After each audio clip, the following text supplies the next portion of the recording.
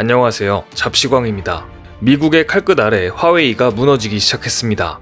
궈핑 화웨이 순환회장은 최근 중국 상하이에서 열린 화웨이 커넥트 2020 기조연설에서 최근 엄청난 어려움 속에서 생존이 주 목표라는 발언을 했습니다. 미국 정부의 제재 이후 처음으로 직접 입장을 표명한 것이어서 많은 주목을 받았었는데요. 버텨내자는 강한 의지를 표현할 것이라는 예상과는 다르게 생존을 언급하는 약한 모습을 보인 것을 보면 화웨이의 입지가 벼랑 끝에 내몰린 것으로 보입니다. 실제로 화웨이는 지난 15일부터 미국 정부의 승인 없이는 세계 거의 모든 반도체 부품을 새로 살 수 없게 됐습니다. 이동통신 기지국, 스마트폰, 컴퓨터, TV 등 제품을 만드는데 필요한 첨단 반도체 부품을 조달하기 어렵게 된 것입니다. 궁지에 몰린 화웨이는 태도를 바꾸고 있습니다.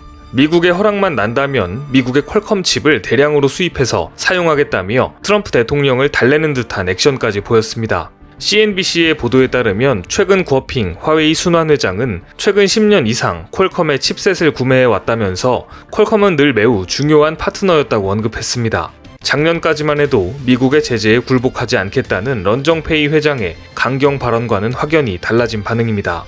지난해 런정페이 회장은 언론 인터뷰에서 미국 기업들이 2에서 3년 안에 우리를 따라올 수 없다며 미국의 화웨이에 대한 제재 조치가 큰 효과를 발휘하진 못할 것이라고 확신하기까지 했습니다. 이와 더불어 세계 최고를 목표로 한 이상 미국과의 충돌은 불가피하며 우리가 쓰는 반도체 대부분은 자체 생산할 수 있다는 자신감 넘치는 모습을 보였습니다. 이랬던 화웨이가 최근 읍소하기 시작한 것입니다. 궈핑 회장은 화웨이 커넥트 기조연설에서 파트너사의 동반 성장을 약속하며 미국 제재에 함께할 장기간 협력을 제안했습니다. 화웨이는 이날 협력한 파트너사의 성공 사례를 소개하며 그동안의 성과를 믿고 미국 제재로 인한 위기를 함께 극복하자고 주장했습니다. 그런데 동반 성장을 외치는 화웨이의 주장은 뻔뻔하다는 생각이 듭니다. 화웨이는 2년 전 5G 상용화가 초일기에 들어설 시점 국내 기업의 반도체 거래 중단을 빌미로 화웨이의 통신 장비 채택을 압박한 적이 있기 때문입니다. 당시 고압적 태도를 보이던 화웨이가 이제 와서 제안하는 장기적 협력을 믿을 수 있을지 의문이라는 지적이 나오는 이유입니다.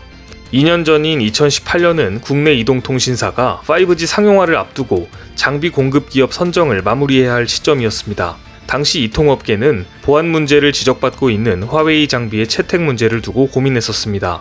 화웨이 통신 장비 배제 움직임이 미국을 중심으로 전 세계로 퍼지기 시작한 것도 이때부터입니다. 화웨이는 5G 상용화 선두를 달리던 국내 기업을 잡기 위해 반도체를 꺼내들었는데요. 당시 화웨이는 국내 기업들로부터 메모리 반도체 수급량을 늘리던 상황이었습니다. 만약 화웨이가 거래를 끊는다면 SK 하이닉스에 막대한 손해를 끼칠 수 있는 정도였습니다.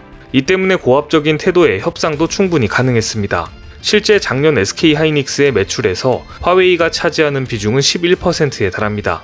비단 SK텔레콤뿐만 아닙니다. KT 역시 압박을 받았을 것이라는 게 업계의 공통된 이야기입니다. SK텔레콤과 KT는 결과적으로 화웨이의 통신 장비를 채택하지 않고 삼성전자, 노키아, 에릭슨의 3.5GHz 대역 5G 장비로 망을 구축했습니다. 자사의 통신 장비를 사지 않으면 반도체 거래를 중단하겠다며 고압적인 태도로 나왔던 화웨이에 등을 돌린 것입니다. 화웨이가 반도체 공급 카드를 가지고 국내 기업들을 압박했었는데 이제는 반도체 공급 때문에 생존 위기를 맞게 됐다는 것이 세상 일은 참 알 수 없는 것 같습니다. 그런데 화웨이의 회장은 런정페이로 알려져 있는데요. 순환회장 궈핑은 누구일까요? 화웨이의 특이한 CEO 제도, 순환회장 제도를 잠시 살펴보겠습니다. 화웨이는 직원 전원이 지분을 소유한 회사로 일종의 우리사주 제도를 취하고 있습니다. 직원 대표들이 이사장 1명, 이사 16명, 부이사 3명을 뽑습니다. 화웨이 창업자로 알려진 런정페이는 총재 자리에 있으면서 구체적인 관리 업무는 담당하고 있지 않습니다. 그보다 더 큰 영향력을 지니고 있는데요. 기업 전략의 결정권과 절대적인 발언권을 가지고 있습니다. 한마디로 화웨이의 정신적 지도자라고 표현할 수 있습니다. 화웨이에는 2명의 이사장이 있습니다. 한 명은 통상적인 의미의 이사장, 다른 한 명은 순환 이사장입니다. 이사장은 회사의 브랜드 이미지 등 대외적인 일을 주로 담당합니다. 순환 이사장은 사내 관리자로 이사회를 이끄는 일을 합니다. 이 외에도 화웨이에는 4명의 부이사장이 있습니다. 앞서 말한 순환 이사장을 겸임하고 있는 구어핑 외에 런정페이의 딸로 알려진 멍완주 등으로 구성됐습니다. 하지만 아무리 뛰어난 인물이 회장을 맡더라도 현재 화웨이에 연이어 닥친 위기 상황을 해결하기는 쉽지 않아 보입니다. 올해 2분기 사상 처음으로 스마트폰 시장 1위에 올랐던 화웨이가 3분기에 들어 가파른 내리막길을 걷고 있는 모양새입니다. 시장조사 업체인 스트래티지 애널리틱스에 따르면 8월 화웨이의 스마트폰 출하량은 전년보다 42%가량 감소하며 2위로 주저앉았습니다. 반면 삼성전자가 3% 증가한 2,750만 대의 스마트폰을 출하하며 1위 자리를 차지했습니다.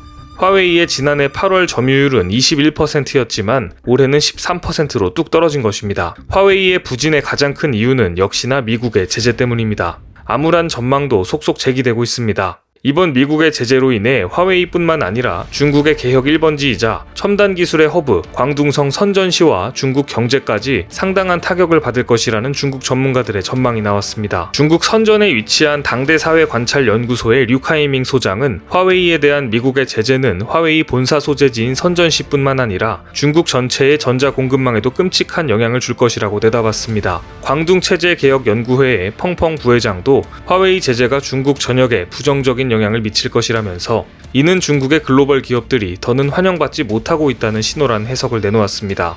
뿐만 아니라 최근 화웨이에는 최악의 화재까지 닥쳤습니다.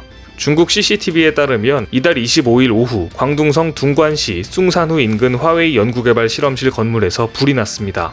NHK 기자가 찍은 당시 영상을 보면 화재 발생 후 6시간이 지난 오후 9시까지 건물에서 연기가 피어올랐습니다. 화웨이 숭산후 기지는 화웨이 R&D 연구소의 새 본사로 100억 위안, 한화 약 1조 7천억 원을 들여 건립됐습니다. 화재가 발생한 건물은 이곳에 있는 50개 건물 중 하나입니다. 연이은 악재에 화재까지 겹친 화웨이가 몸살을 앓고 있는 것으로 보입니다. 그런데 추락하고 있는 화웨이에게 뜬금없는 소식이 전해졌습니다. 미국 정부가 최근 인텔과 AMD에 화웨이 반도체 공급을 일부 승인한 것인데요. 기껏 제재를 걸어놓고 자국 기업들에게만 화웨이에 거래할 수 있도록 하는 건가 싶은 생각도 듭니다. 하지만 인텔과 AMD가 화웨이에 제공할 반도체는 PC용으로 알려지면서 화웨이의 주력 상품인 스마트폰과 5G 통신 장비 생산에는 차질이 이어질 전망입니다. 반면 화웨이 제재로 인해 매출 타격을 입게 된 삼성은 미국 상무부에 일단 수출 허가 요청을 한 상태이지만 승인이 날 가능성은 적어 보입니다. 사실 삼성이 화웨이 매출 감소 분량은 미국 버라이즌의 5G 장비 납품과 미국 퀄컴사의 파운드리 계약으로 상당 부분 채워졌습니다.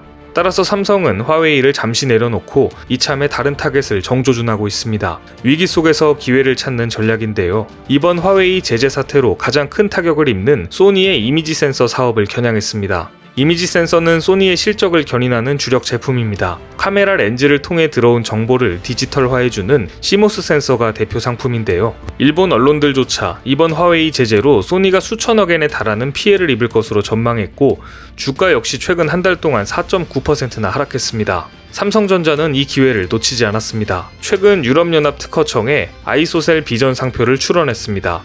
이번에 출원된 상표는 TOF 센서 개발을 기반으로 한 것인데요. 이는 생체 인증이나 증강현실, 가상현실과 같은 분야에서 활용될 수 있어 업계에서는 차세대 이미지 센서로 인정받고 있는 기술입니다. 삼성전자가 소니의 주력 분야까지 점령하기 위해 칼을 뺀 것으로 보입니다. 미국은 중국을 더욱 거세게 압박하며 화웨이 다음으로 텐센트까지 정조준하고 있습니다. 미국의 제재가 게임 업계까지 이어질 가운데 중국의 게임 업체들과 경쟁하고 있는 한국의 게임 기업들의 어떠한 변화가 다가올지 관심 있게 지켜봐야 할 것 같습니다. 오늘 준비한 소식은 여기까지입니다. 댓글을 통한 여러분들의 많은 의견 기다리겠습니다. 많은 분들의 생각이 모였을 때 진정 가치 있는 지식이 완성될 것입니다. 시청해주셔서 감사합니다.